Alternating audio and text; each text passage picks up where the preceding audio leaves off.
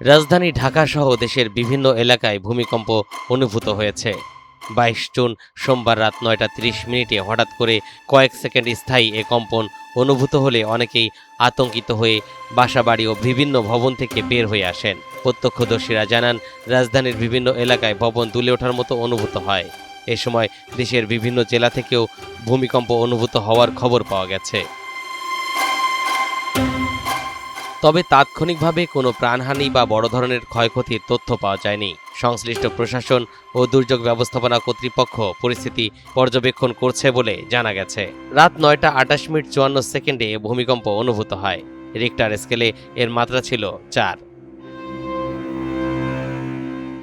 আবহাওয়া অধিদপ্তর জানিয়েছে, ভূমিকম্পের উৎপত্তিস্থল নারায়ণগঞ্জের রূপগঞ্জ। ঢাকার আগারগাঁও থেকে এর দূরত্ব মাত্র ১৬ কিলোমিটার পূর্বে।